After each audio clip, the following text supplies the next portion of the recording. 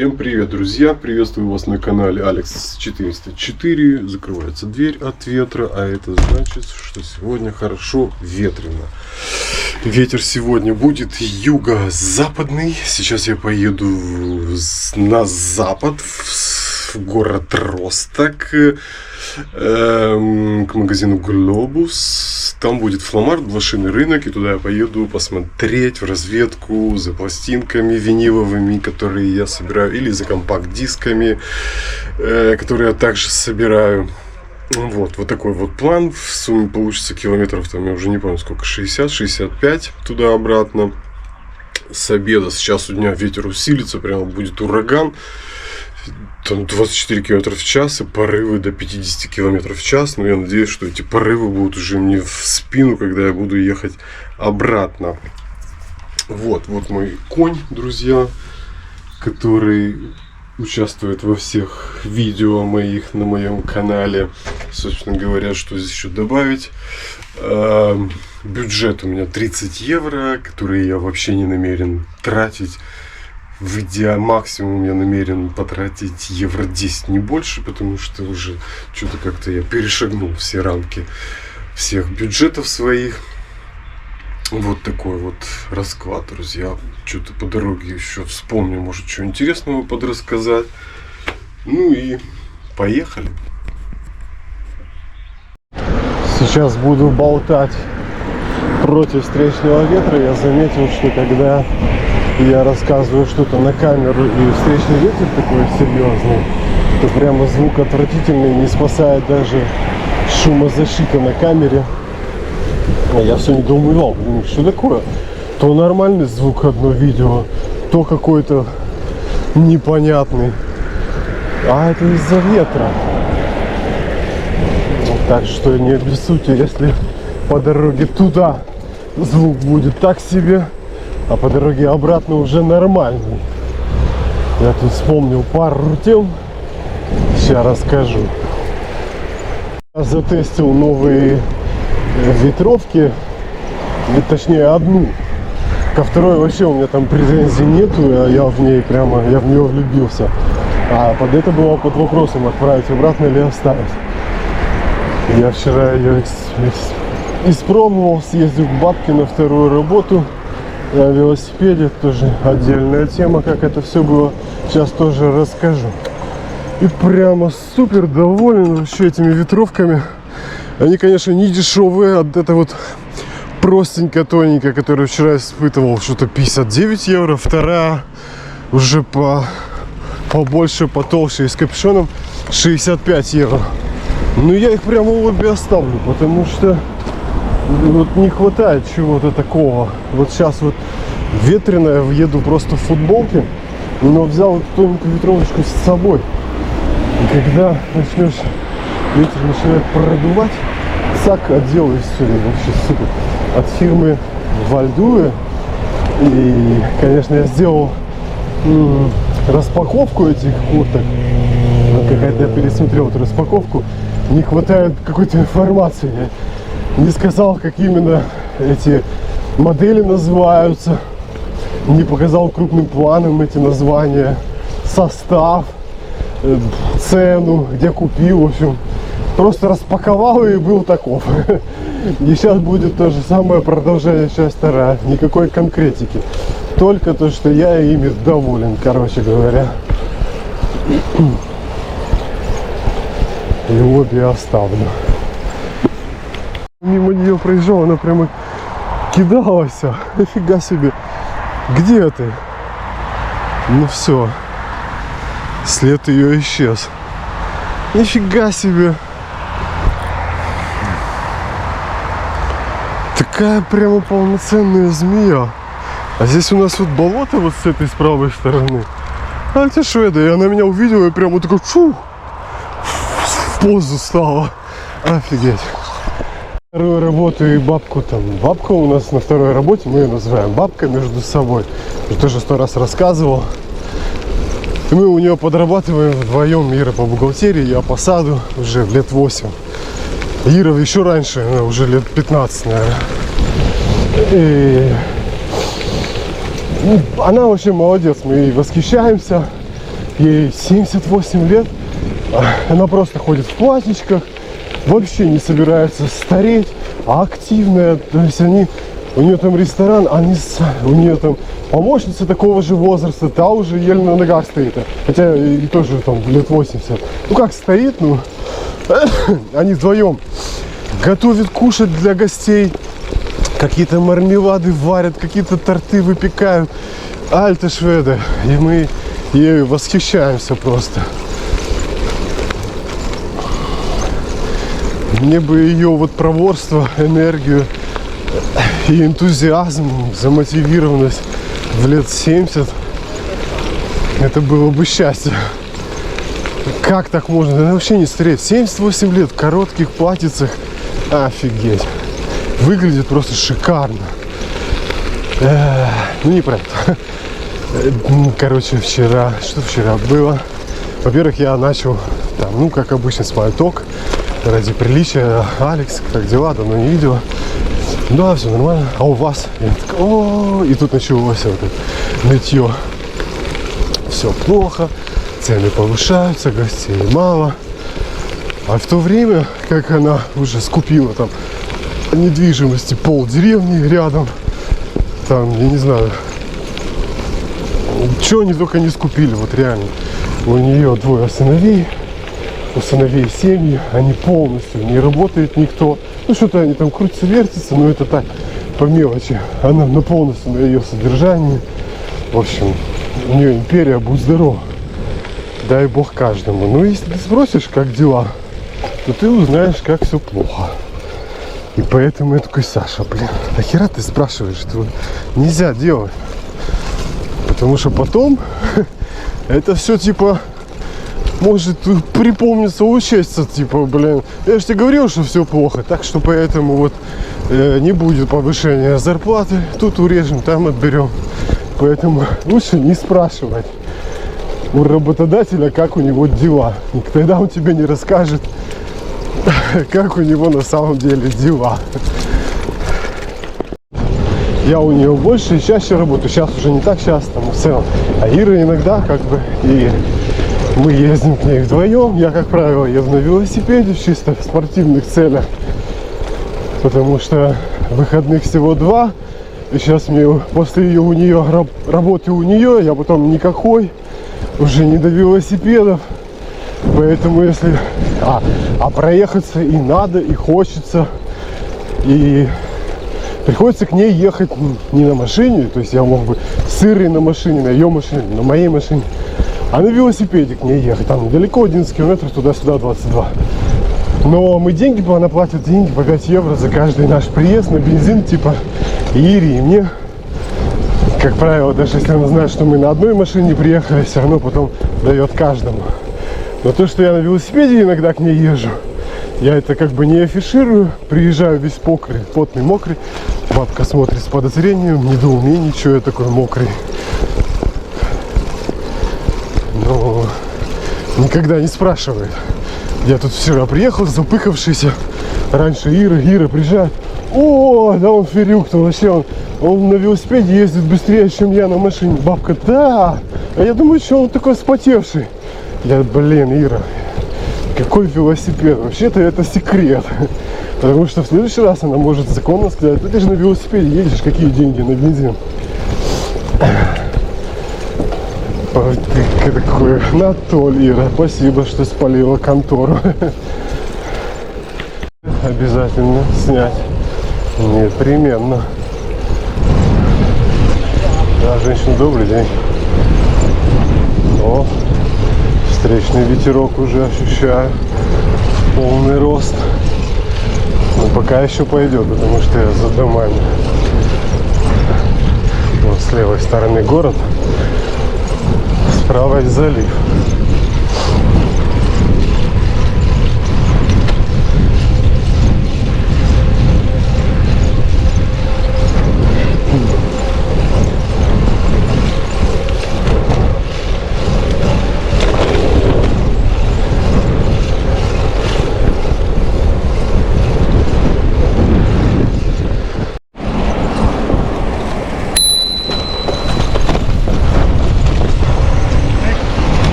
пересекли два пенсионера дорогу, видели, что я еду.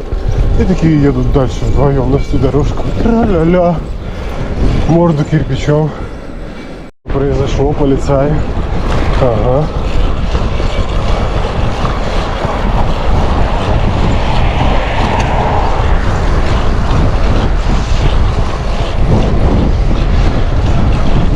Покрали.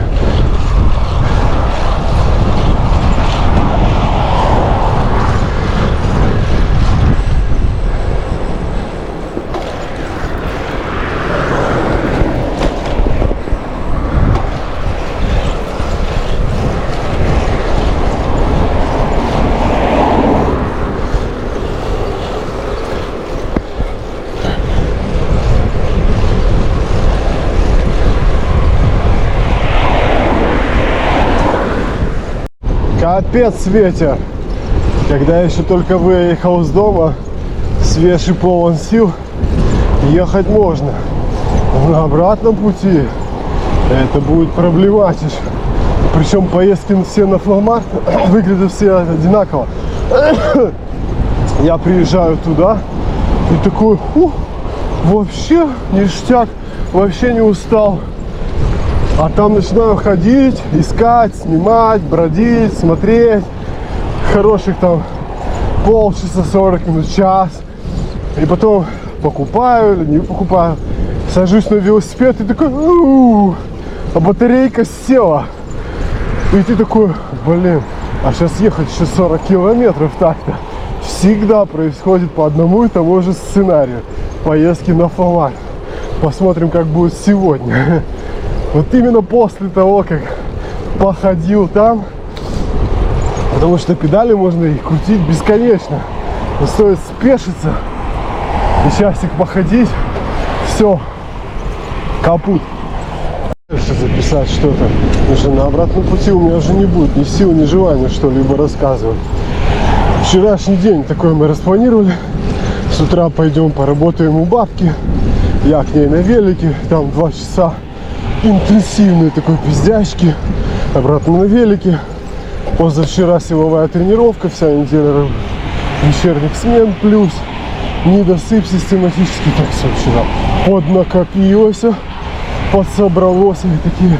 А потом поедем, значит, в Росток на машине. Ты меня оставишь, Ира говорит. В центре я пойду по магазинам. Я такой сам себе придумал, я заеду тогда в китайский, и отвезу велосипед старый на вокзал, потому что с завтрашнего дня я собираюсь на велосипеде опять там ездить в городе до работы, с работы. Но это отдельная история, потому что меняют шины, и сейчас мне 2 месяца они их будут менять, и это будет, конечно, капец как тяжело, потому что вместо 40 минут сейчас у меня чуть ли не 2 часа, сейчас в одну сторону поездка будет. С пересадками, с автобусом, с толкучкой, с сумасшедшими людьми, студентами. Это будет жестяк. Но, блин, на машине очень дорого. И плюс с Ральфом, блин, он выносит мозг. Это, блин, невероятно. Короче, придется 2 месяца стиснуть зубы и ездить на перекладных этих, на работу. И да, для этого мне нужен был велосипед отвезти с дома опять на вокзал. Вот, я Иру выбрасываю, высаживаю в центре, еду на вокзал, выкидываю там велосипед, привязываю возле вокзала. Иду в китайский, взял предварительно с дома дозу огромную такую, дозу, ну как по-русски это, емкость. Приличную такую, 2 взял, 2 емкости, приличных, больших. За 5,50 в китайском ресторане, там напротив вокзала, набираю китайской еды просто в эту дозу свою, битком просто трамбую туда, оборачиваюсь по сторонам. План был набить 2 дозы.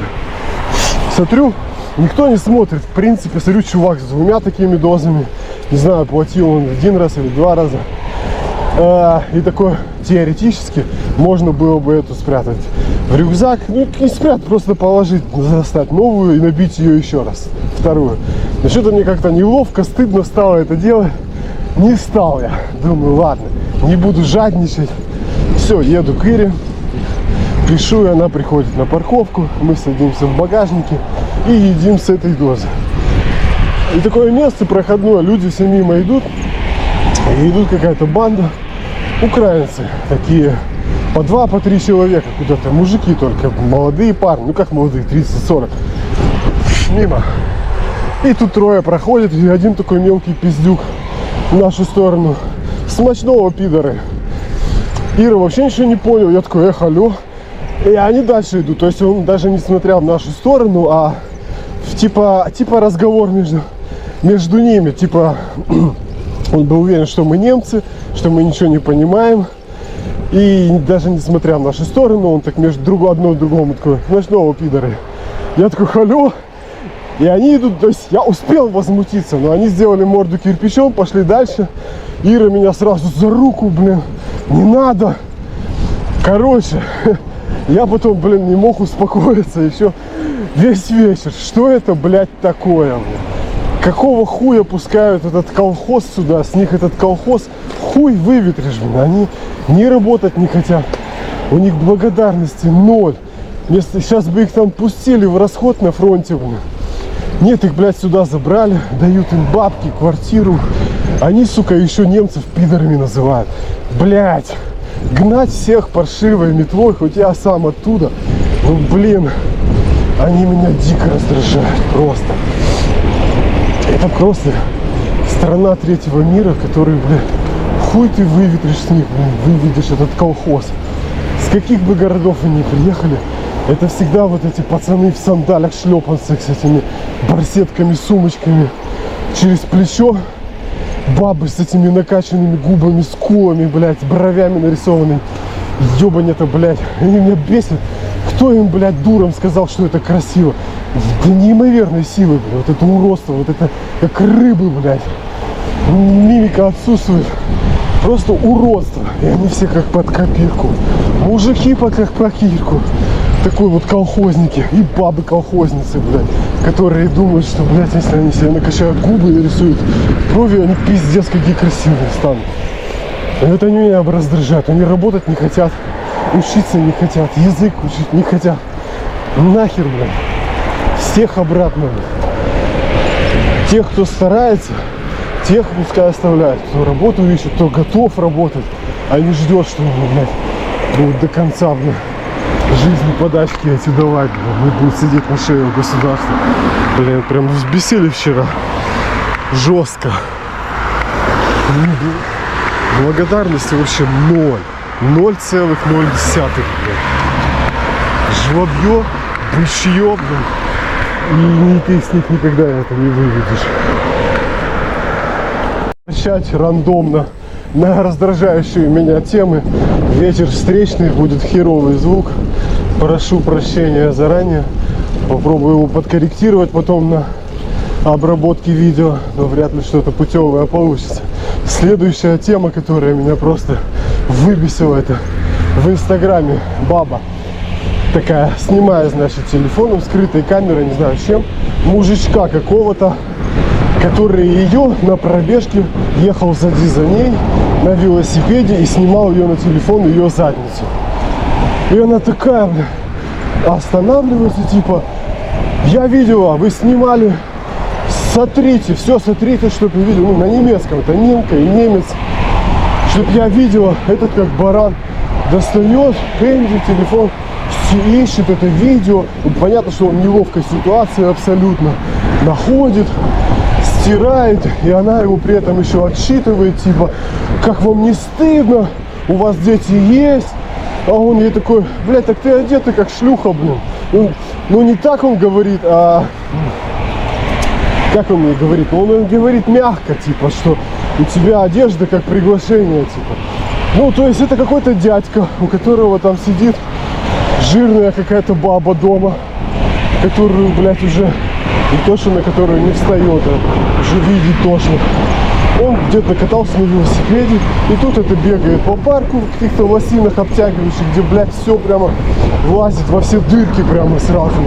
Вот так вот отчетливо. Они сейчас делают все так. Ну, он себе решил, блядь, я не поддерживаю. Это, конечно, бред. Надо, блин, просто менять, складывать свою жизнь, чтобы тебе не хотелось этого делать, эту жирную клушу гнать в шею из дома. Ну, раз уже так вышло, вот он решил дома, видимо, пересмотреть, передернуть ружбайку. Ну, бывает, типа, да, я могу его тоже понять. Хотя нет, сейчас в интернете такого добра вагон. Нахер палиться.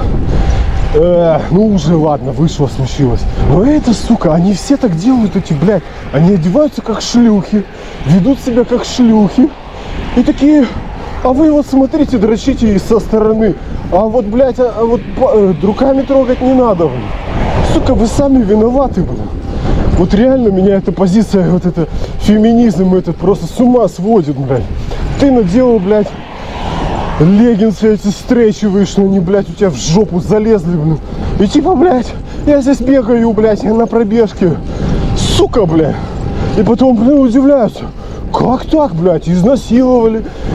Блядь, в интернете порнография просто в открытом доступе, все открыто. На улице бегают шлюхи, блядь. И потом вы удивляетесь, почему так, блядь, куда катится этот мир? Блядь, ветер начался, мне точно никто не будет слушать. Ладно, тема такая щекотливая, поэтому лучше, чтобы меня особо никто и не слышал, и не понял, что это он рассказывал. Ну просто двойные эти стандарты заманали, то есть мужиков просто угнетают. У них, блядь, у них тестостерон, у них, блин, ну, в их физиологии заложена эта вся история, блядь. Нет, блядь, вы должны держать себя в руках, блядь. Трогать нельзя, смотреть, и там в уголке дрочить можно. Все открыто, а трогать нельзя. А хер вам, блядь. Вот, блин, бесит прямо. Что вы думаете по этому поводу? Пишите в комментариях, хоть может кто-то один комментарий, хоть одна феминистка напишет, какой я козел, блин, и урод конченый. Давайте, жгите. То есть мужское начало просто куда-то, блин, под плинтус загоняют, блин.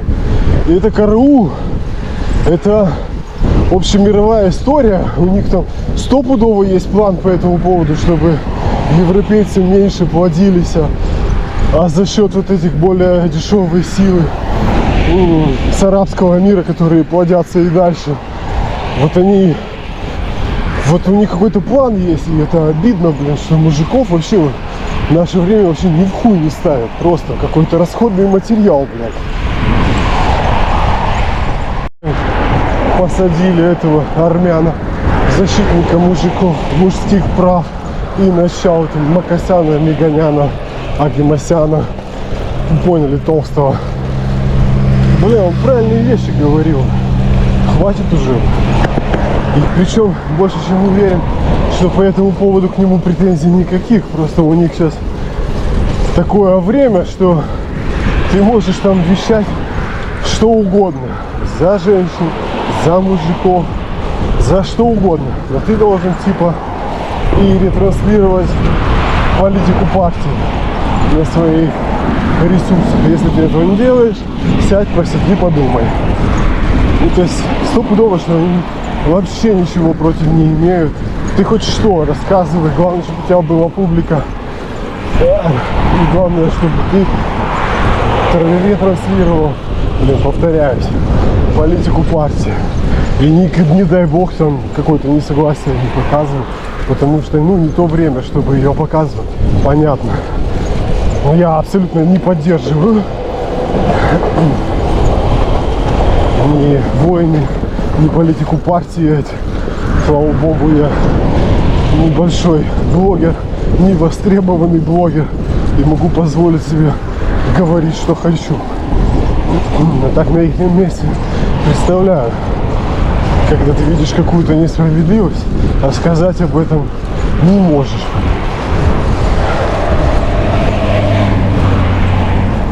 Наверное, я сейчас в таком возрасте, когда бесит и раздражает все. Ердю такой думаю, блин, еще я вот эту всю дорогу буду бурчать, только недовольно. Давай-ка какие-то есть позитивные темы. А прикол в том, что позитивные темы никого не интересуют. Ну кого интересует, что я там нарисовал, что я там, какие новые компакт-диски купил, какие новые группы услышал, да. Нахер это никому не надо. Я лучше расскажу вам. Вот несколько вообще Я записал заметку в Фейсбуке. Ну, прямо у меня такие на работе, такие персонажи есть, что я за всю жизнь таких не встречал. Во-первых, начну с самого такого случая. У меня пацан, ему было 22 года. Он только появился у нас на работе. Все, там полгода, наверное, работал и исчез. Его не было, я не знаю, 3 или 6 месяцев, или полгода. Потом он появился и, как ни в чем не бывало, работал дальше. У меня контакты были с ним мало, как бы я с ним не общался. Он был новенький.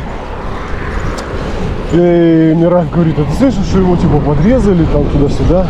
Я думаю, блин, наверняка какие-то сказки придумал, чтобы, ну, как молодые любят там драматизировать все, что там было, может, чуть-чуть где-то царапнули, а уже раздул. Ну, короче. И вот там через пару лет, вот недавно, я узнаю, мне там другой коллега говорит, что-то у нас за него зашел разговор, и он такой, я говорю, да я думал, все придумал. Да нет, показывают мне в интернете прямо статьи, тогда, говорит, прям в интернете было много. Но это на немецком. Я немецкий интернет не особо, да, читаю и знаю, держу и в курсе, не в курсе вообще, что там происходит. Не держу руку на пульсе немецкого интернета. И да, действительно, читаю, 2 раза его откачивали, у него 2 раза там невероятное стечение обстоятельств. То есть он был пьяный и шел домой или как, после клуба, и к нему 2 пристали, какая-то у них там потасовка, и те вытащили нож и ударили ножом его в грудь и задели сердце, представьте себе. То есть это не прямой удар в сердце, а задели. И вот он теряет сознание, лежит на автобусной остановке в центре города, истекает кровью, умирает. И какой-то неравнодушный дед напротив какого-то дома вызывает скорую. То есть представьте себе, ночь, кто-то лежит на остановке. Первое, что мы бы все подумали, пьяный. Где-то недалеко клуб, пьяный. Вот сразу за каждого пьяного вызывать скорую или полицию, но никто бы не стал. И вот за что я люблю и не люблю одновременно немцев в этом плане, что им до всего есть дело, знаете, вот. И они везде, у них какое-то любопытство, и все должно быть по букве закона, и любопытство, превышающее как бы наше. И вот он такой, там это все в заметке было написано, что он, и этот потом мне сам этот чувак потом рассказывал, я ж потом к нему пристал, я говорю, я не знал, я думал, ты все придумал. Нет, все правда. Типа 2 раза его откачивали, останавливалось сердце, залатали ему сердце, это какую-то заплатку прямо поставили. В общем, история. Знаете, что меня в этом всем фасцинирует? Во-первых, вот это стечение обстоятельств, благодаря которому он остался жив. То есть там миллиметр туда, миллиметр сюда, все, мертв. Не звонит любопытный сосед он где-то там из дома напротив, типа из окна, из балкона увидел, что кто-то лежит на автобусной остановке без сознания, ну, не шевелится. И вызвал полицию.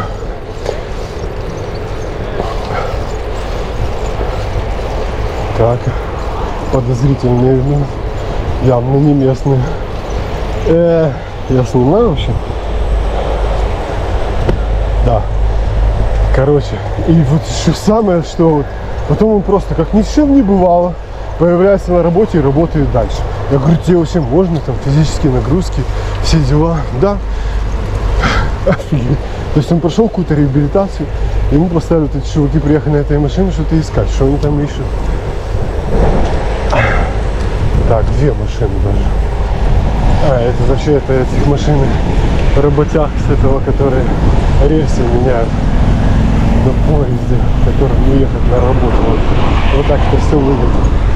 В общем, эта история меня до глубины души, вот как он потом, как ни в чем не бывало, 2 раза с того света. Молодой пацан, ему сейчас 24 года. Так дальше, он такой же распиздяй. Курит одну за другой. То есть ничего никак он не поменялся.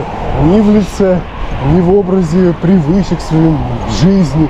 Вот абсолютно как был. Как будто вот сделал паузу и пошел дальше. Удивительно.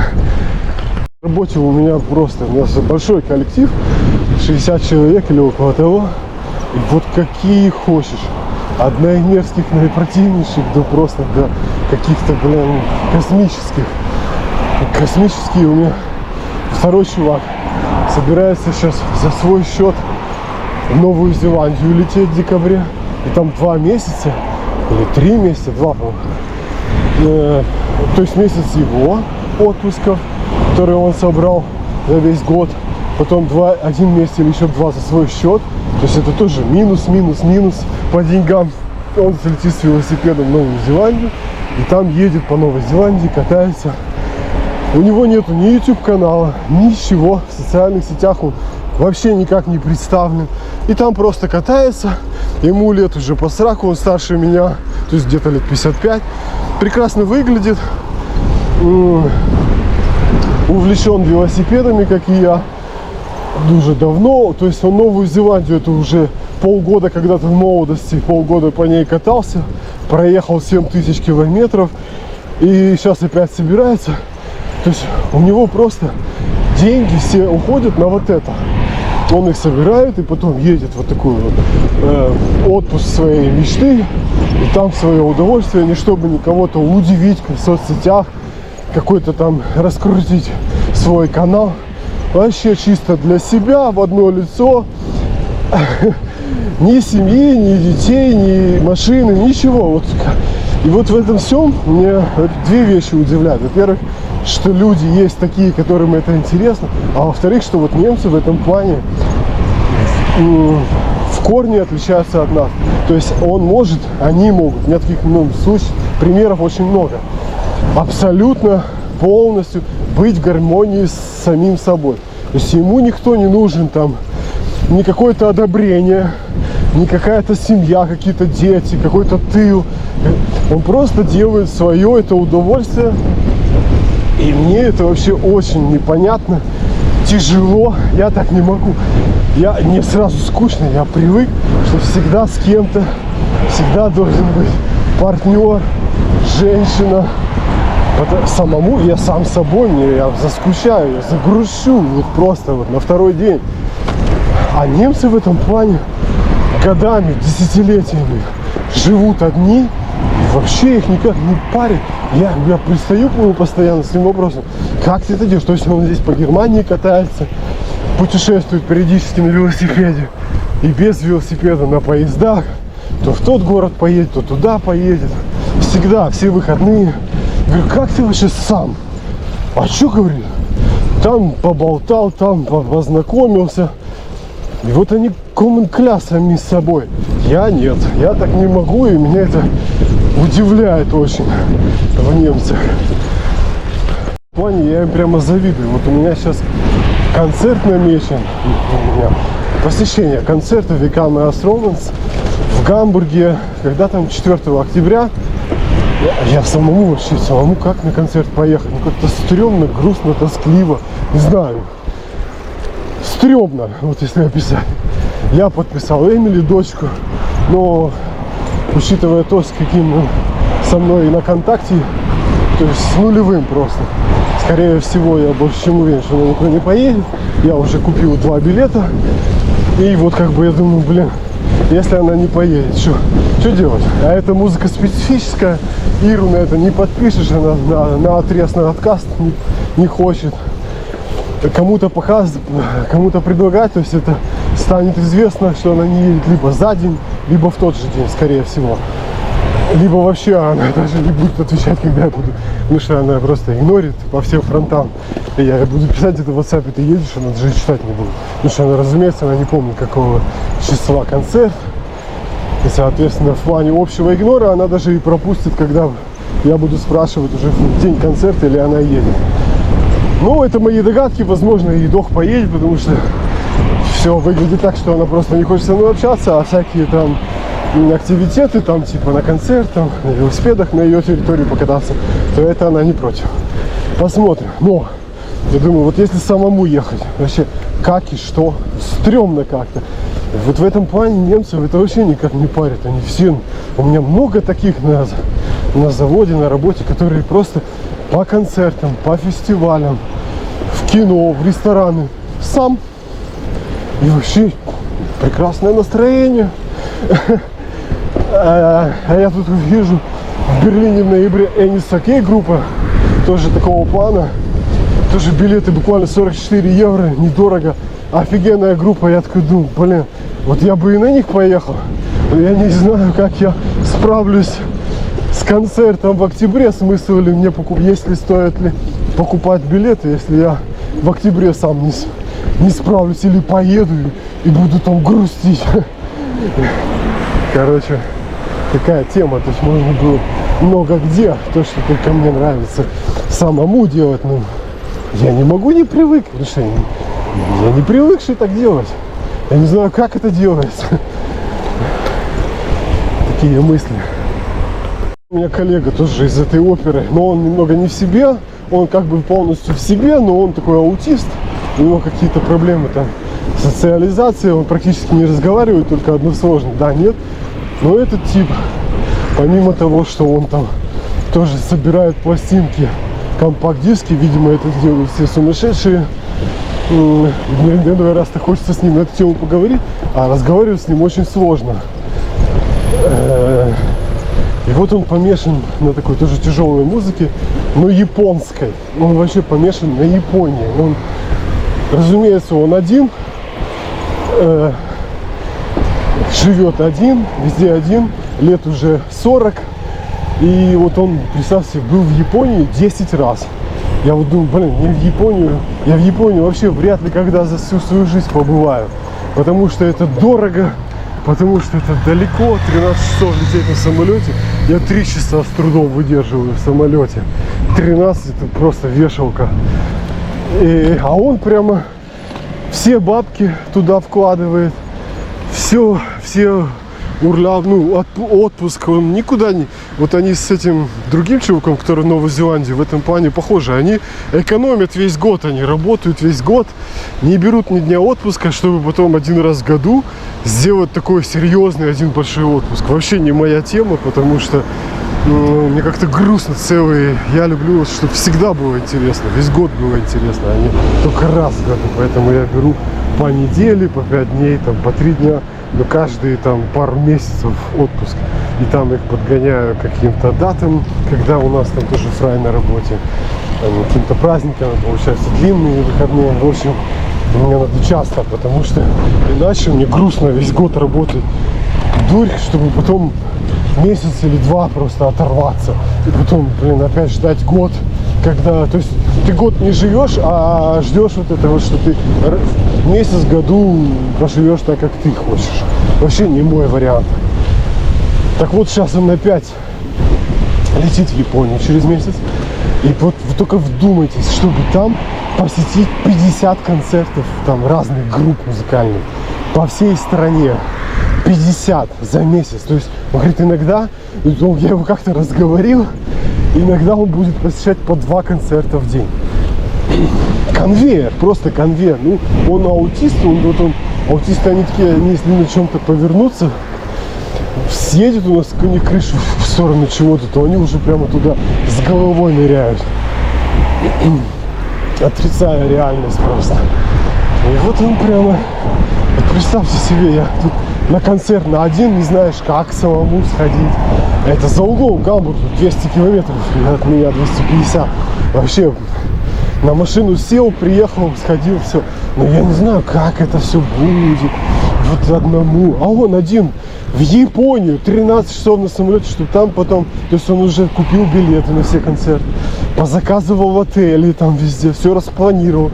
Купил проездной на месяц, на этот скоростной поезд, чтобы по всей стране ездить. А это шведы, я не могу распланировать один концерт, чтобы одному сходить. А люди вот на другом полушарии по 2 концерта в день. Охренеть просто. Друзья, сюда там километров 30, наверное, в одну сторону получилось. 31. Вот он, глобус. Частенько здесь стали проводиться фломаркеты. Так, ну что, главное не поддаваться соблазну растрынкать все бабки. Нифига. 15 евро максимум. В жопу пошли они с этими старьем за 30 евро. Пластинка.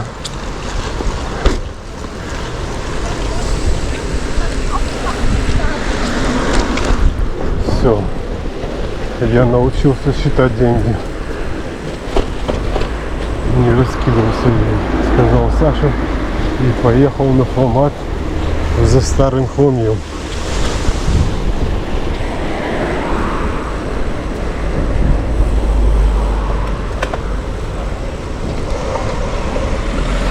Ну это хламье macht Spaß. Так.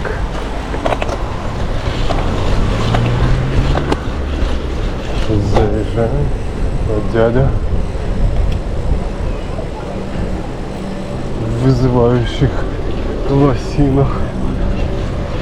Нифига себе, в самый час пик приехал.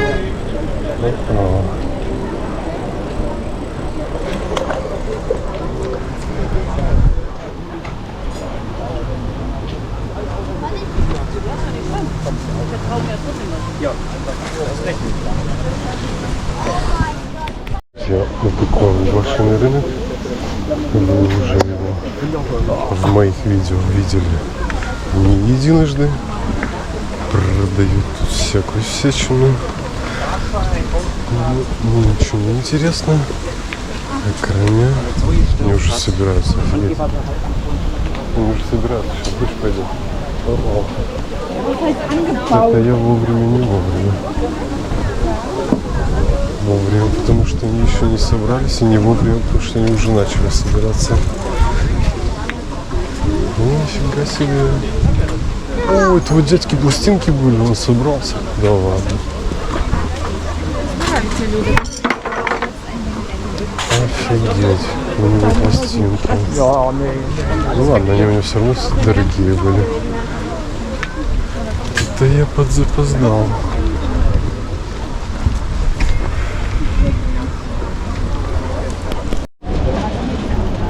Да, ну, собственно говоря, и к лучшему. Не растрынкай деньги.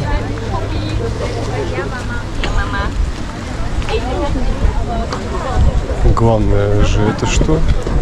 Это путь, а не цель. Потому что я проеду 62 километра. Это главное. А, пластинки, диски я всегда успею купить. Тем более я их в последнее время скупаю со скоростью звука. Надо дослушать то, что я уже купил. Там слушать, не переслушать. Вот там мед по 5 евро. Кстати, комиш возьму. Мед купленный в Гонце. Я вчера видел в таком стекле.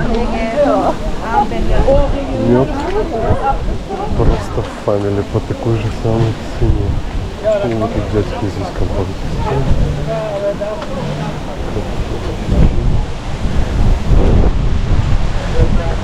Диски я люблю.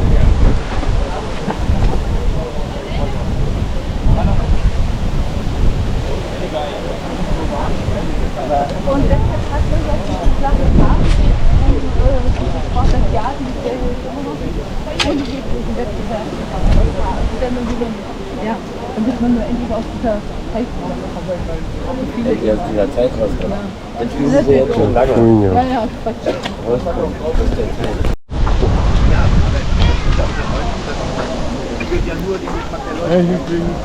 Так, ну что, народ, прикупил я компакт-дисков, вот так я люблю прямо. Вот так macht Spaß. По евро компакт-диски, пофигу какие. Причем, если берешь 5 штук, то 6-й в подарок. То есть 6 дисков я взял за 5 евро. Nickelback, Seal, 2 альбома. Что еще? Мадонна. Это 4. Мюз. Или Музе, как там правильно, которые мне Эмили подарила, 2 альбома. Это 5. Еще какой-то 6-й. Не помню какой. Сейчас по дороге и становлюсь, еще поснимаю для превьюшки. Ну, прямо я в шопе. Вот с компакт-дисками прям приятно иметь дело. Накупишь по 50 центов, по евро. Что-то интересное, актуальное. С пластинками. Купишь какое-то говно затертое, заезженное. Одну пластинку за 30 евро.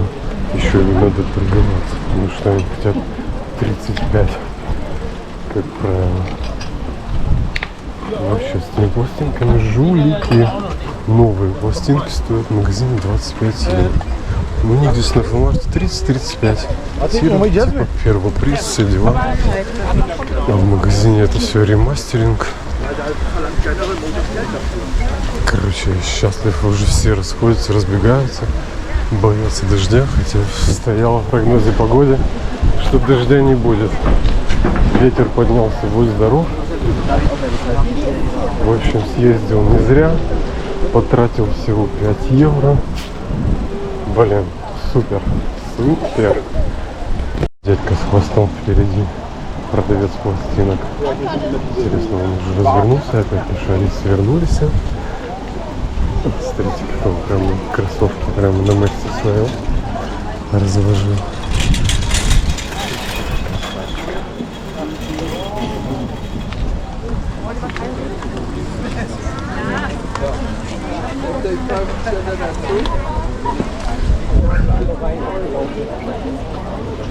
Тут можно найти просто за даром компакт-диски, пластинки, тут всякий мусор.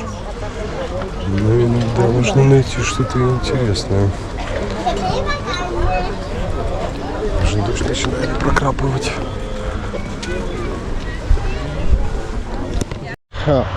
Испекал я свой дождевичок, ветровичок опять. Настиг меня дождь. Надеюсь, что записывает в желтом бирахе. Шикарная штука вообще. Прямо супер, я доволен. Разумеется, он промокает, но он тут же быстро и высыхает.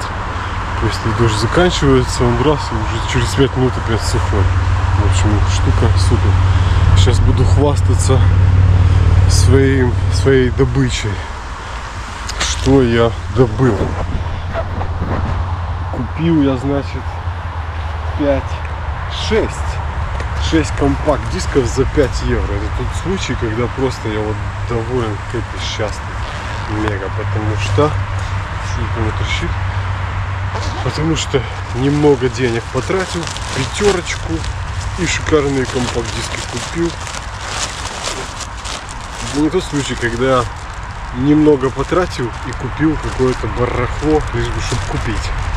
Или много денег потратил и купил что-то шикарное. В этот раз я немного денег потратил и купил что-то шикарное. Сам запутался. Короче, расклад такой, друзья. Что я купил?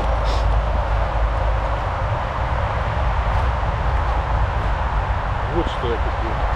Зацените. Значит, Сил, Музе. Не знаю, как правильно это читается, но это то, что мне Эмили подарила. И это какой-то их альбом еще один. Мадонна. Шикарный выпуск. Nickelback. Просто зацените. Состояние, конечно, уже потрепанное, но 2 компакт-диска, не знаю, оба CD и 1 DVD. В общем, издание дорогое. Еще раз Сил и Lenny Kravitz. Блин, и это все за 5 евро.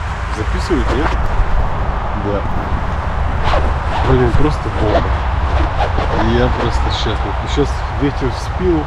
Еду такой домой на изи, вообще не устал. 62 километра получится. Четко. Бомбезно. На. Как бы так вот сфотографироваться, чтобы потом еще и велосипед был виден для превью.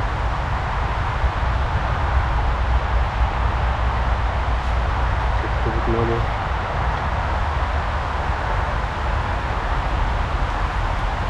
Nickelback, опять Сил, Муз и Мадонна.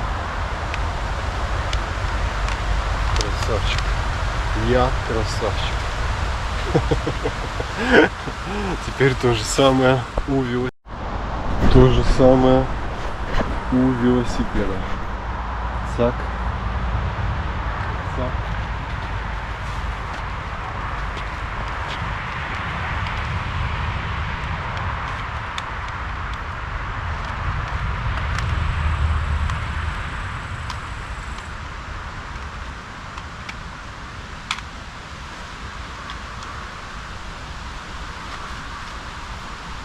Что бы еще такое сделать? Ну а теперь только поподробнее, да? Что мы имеем? Внес музей. Ну вот прямо фирма, прямо видно состояние, прямо супер. Буклет, Мадонна. Что у нас с Мадонной? По Мадонне тоже опять книжка, буклет. Вот такой вот красивый компакт-диск. Бомба. Как я это делаю? Как я нахожу такие шикарные компакт-диски? Опять книжка Seal, когда-то был вообще в 2000-х мега популярным. И как-то его творчество прошло немного мимо меня, хотя я с ним немножко знаком. Nickelback это просто, блин. У меня такой компакт-диск был обычный, не знаю, есть у меня в коллекции обычный. У меня какие-то сомнения. Ну вот такого прямо edition издания точно не было. Класс. Seal. Все фирма. Мега состояние, как новое. Или не нравится. Тут вообще просто целый альбом, книга. Вообще новое, просто новое.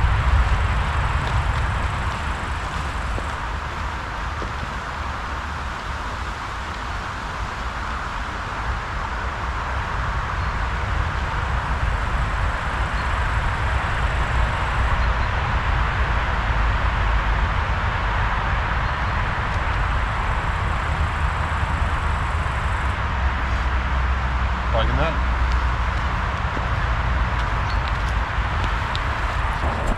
Все, друзья, приехал, примчался. Получилось 63 километра. Давайте посмотрим, что у меня за добыча. Более подробно на мою добычу обратим внимание. Значит, я тут уже чат GPT попросил мне рассказать о всех альбомах, о всех компакт-дисках. Сейчас я подболивал мои тапочки пока вместе. Значит, Nickelback. Also Reason. Короче, лучше не читать. 2005 год. Один из самых успешных альбомов канадцев. Здесь и фотограф, ностальгия по молодости, и Fair Away, баллада, которую крутили на всех радиостанциях. Этот диск закрепил за Nickelback репутацию главных рок-героев середины 2000-х. Вот он, красавчик. Вот он. Я не знаю, это второй DVD или CD. Будем посмотреть. Такая вот книженция. Вот у меня был альбом, вот этот, только с одним CD. И вот такая книженция, вот так точно он был оформлен.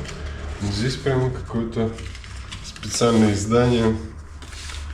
Digital издание. Где пишется, это DVD или это CD, не понимаю. Не вижу в упор. Ладно, разберемся. Дальше. Seal с альбомом Seal 2. Так, это он у нас какой из этих двух?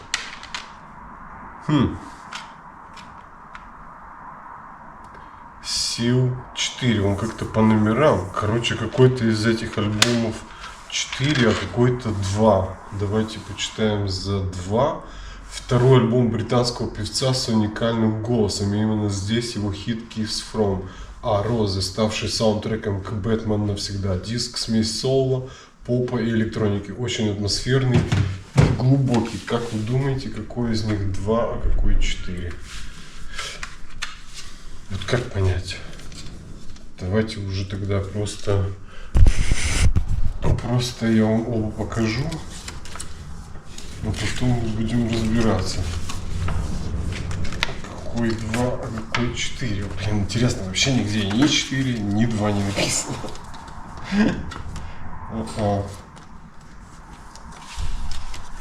Так.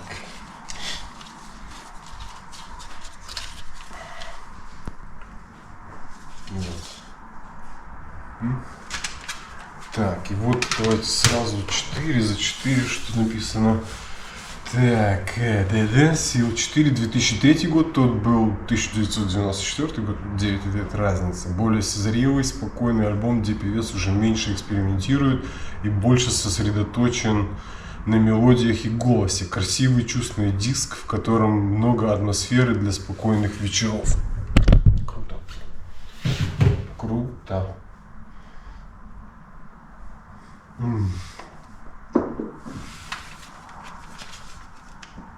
Ну, судя по всему, судя по тому, как он выглядит по изданию, вот это, наверное, 4. Но это не точно. Вот как выглядит этот.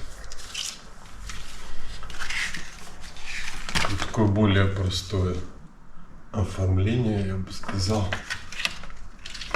Ну, вот. Видимо, это подозревается, что это 4, а вот это вот, типа, что это 2. Надо загуглить.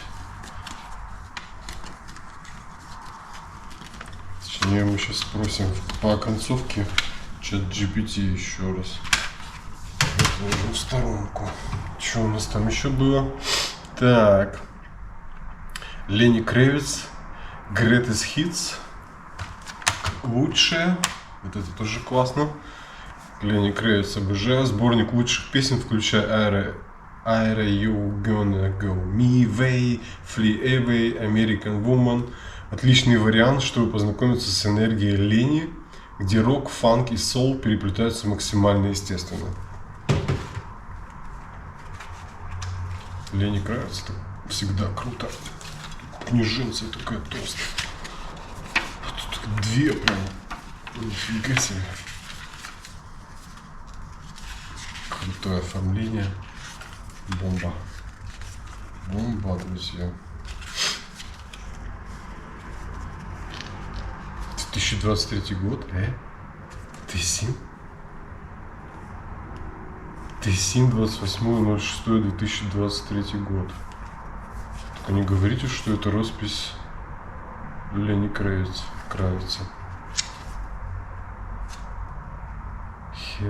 Уве Вела Тысин. Тысин — это городишко рядом тут недалеко, в 30 километрах от нас, между Ростоком и нами. Надо ChatGPT спросить, что тут написано. И может ли это быть росписью Lenny Kravitz. Так, сейчас мы его сфотографируем с корнем его камеры.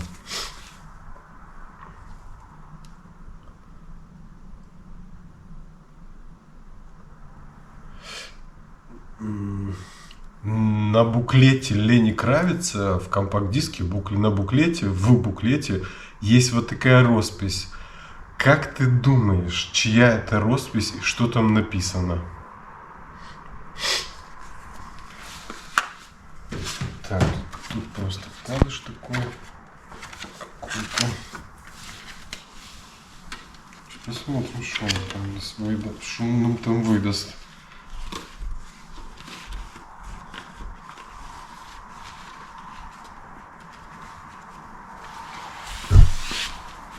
Так, компакт-диск. И все вот прямо как будто их не слушали даже в идеальном состоянии, в новом состоянии просто. Ни царапины, малейший даже, намека даже нет. Я вижу, что на буклете действительно есть автограф, написанный черным маркером. На фото можно разобрать, вверху идет подпись, скорее всего, имя и фамилия. Но написано очень размашисто, не слишком разборчиво. Похоже на Маркл Клева или что-то близкое по форме. Ниже подпись подчеркнута линией, под ней ясно читается Тысин 28.06.23. То есть место и дата. То есть это, скорее всего, не автограф Lenny Kravitz, а подпись другого человека, возможно, организатора, музыканта из группы.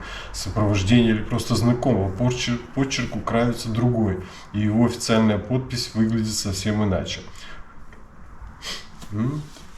Понятно. Так, дальше. Муза.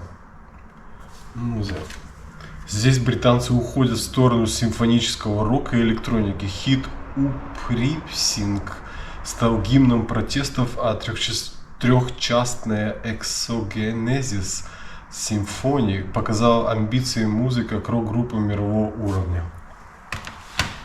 Интересно. Вот такой вот буклет здесь.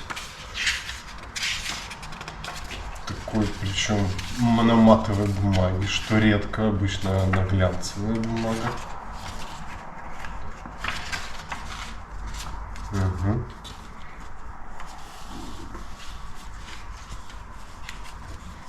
Так, запихуйся. Вот такое оформление компакт-диска. И просто новый, все. Ни одной царапины, ничего. Так, ну и остается у нас Мадонна Ray of Light, 1998 год. Один из самых знаковых ее альбомов. Здесь она объединила поп с электронной музыкой и принесла себе сразу несколько Грэмми. Атмосферный, почти мистический диск, где Фроцен и заглавная Ray of Light до сих пор звучат свежо. Вот такой вот обзорчик, друзья, моих покупок, с моей покупки сегодняшнего велотура 63-километрового. Кстати, средняя скорость получилась 28 км в час. Учитывая, что на улице просто ураган, нормальная скорость еще. Хотя, я думаю, будет чуть побольше. Так, друзья, вот так вот компакт-диск тоже новешенький, просто новешенький. Где они их берут? Непонятно мне. Чтобы потом еще по евро продавать.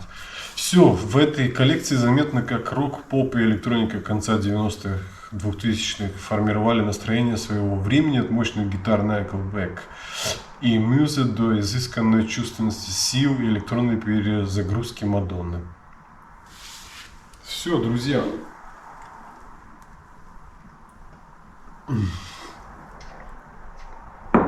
Промочить горло. Ставьте лайчок за видочок. Подписывайтесь, кто не подписался. До новых встреч. Погнали. Пока-пока.